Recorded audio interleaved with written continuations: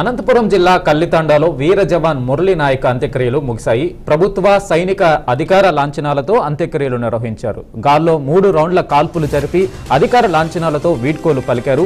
మురళీ నాయక్ అంతిమయాత్రలో AP deputy CM Pawan Kalyan, మంత్రులు, కూటమి నేతలు, స్థానికులు భారీ సంఖ్యలో పాల్గొన్నారు. అంతకుముందు AP deputy CM Pawan Kalyan, మంత్రులు నారా లోకేష్, సవిత, అనిత సత్యప్రసాద్ నివాళులర్పించారు. మురళీ నాయక్ కుటుంబ సభ్యులను పరామర్శించారు. ప్రభుత్వం తరపున అండగా ఉంటామని వారు హామీ ఇచ్చారు. ఈ కార్యక్రమానికి పలువురు ప్రముఖులు హాజరు కానున్నారు. ఇక మురళీ నాయక్ పార్థివ దేహాన్ని చూసి గ్రామస్తులు కన్నీరు మున్నీరుగా విలపించారు.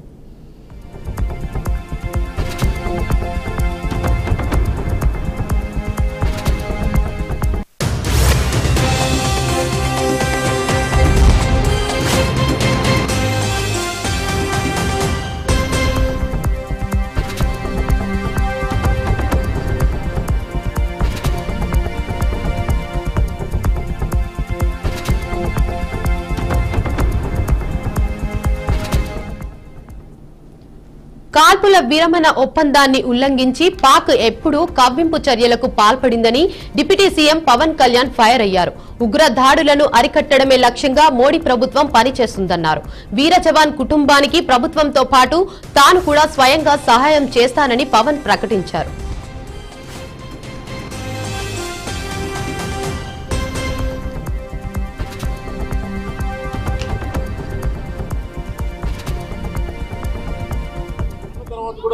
వైలేట్ చేసిన ప్రభుత్వం నిజంగా చెప్పాలంటే ఒక బెనానా రిపబ్లిక్. దానికి ఎవరు మాస్టర్స్ తెలియదు. పాకిస్తాన్ వాళ్ళు చేసే అరాచకాలు, వాళ్ళు చేసే మనకి స్పాన్సర్డ్ టెర్రరిజం ఇండియాకు ఒక ఇబ్బందిగా తయారైంది. ఇది మన బాంబే, ముంబై దాడులు కావచ్చు, కశ్మీర్ లో ఎథ్నిక్ క్లెన్సింగ్ కావచ్చు,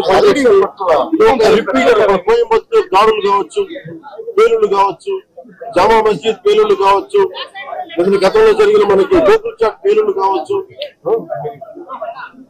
లుంబిని పార్క్ పేలుళ్లు కావచ్చు. ఇవన్నీ కూడా ఎక్కడో చోట దీనికి ఒక ముగింపు పలకాలి. దీనికి ఒక బలమైన గుణపాఠం చెప్పాలనేది నరేంద్ర మోదీ గారి అందరికి ప్రజలందరూ కోరుకున్నారు. ఆయన అనౌన్స్ చేశారు. గౌరవ ముఖ్యమంత్రి చంద్రబాబు గారి తరఫున, అలాగే నరేంద్ర మోదీ గారి తరఫున ఇక్కడికి మంత్రివర్గం అందరూ ఉన్నాం. ఇక్కడ అందరూ ముగ్గురు కూర్చొని ఇందాక గౌరవ ముఖ్యమంత్రి గారి సూచనల మేరకు ఇందాక సోదరులు మన లోకేష్ గారు చెప్పినట్టుగా దాదాపు 50 లక్షలు ఎక్స్గ్రేషన్ ప్రకటిస్తా ఉన్నారు. అలాగే ఒక 5 ఎకరాల పొలం కూడా తెలియజేశారు. అలాగే 300 గజాలు ఇంటి స్థలాన్ని కూడా అనౌన్స్ చేశాం. అలాగే ప్రభుత్వంలో వాళ్ళకి ఎవరికైనా సరే, వాళ్ళ నాన్నగారికి కానీ ఎవరికి కానీ ప్రభుత్వ ఉద్యోగం కూడా ఖచ్చితంగా ఇవ్వాలనేది కేబినెట్ లో ముందు పెట్టుకుని నిర్ణయం తీసుకుంటాం. ఇవన్నీ కాకుండా నేను అదనంగా వ్యక్తిగతంగా నేను కూర్చోబెట్టి దశవరకు 5 లక్షల రూపాయలు మన కుటుంబానికి నా వ్యక్తిగతంగా నేను సాయం చేస్తాను.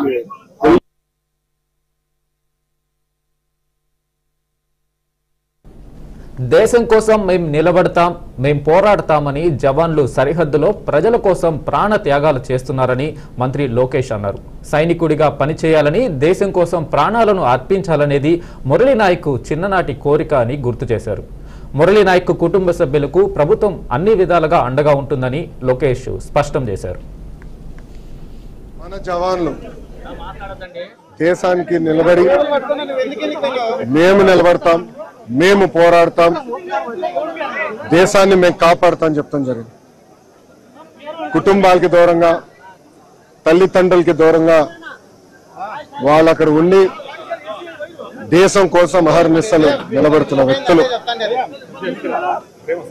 ఈరోజు జవాన్లు అక్కడ నిలబడారు కనుకనే, పోరాడుతున్నారు కనుకనే భారతీయులు, ఆంధ్రులు మనం ఇక్కడ హాయిగా బతికే పరిస్థితి. దాంట్లో మొన్న జరిగిన దాడిలో మన నాయక్ చనిపోతాం జరిగింది. మురళీ నాయక్ చిన్నప్పటి నుంచి కూడా మిలిటరీకి నేను ఉంటాను, నేను చనిపోతే భారతదేశ జెండా కప్పుకుని చనిపోతానని పదే అతని కుటుంబానికి చెప్తాం జరిగింది. కుటుంబానికి ఏకైక బిడ్డ మురళీ నాయక్. చిన్నప్పుడు వాళ్ళ అవ్వ తాతతో పెరిగిన వ్యక్తి.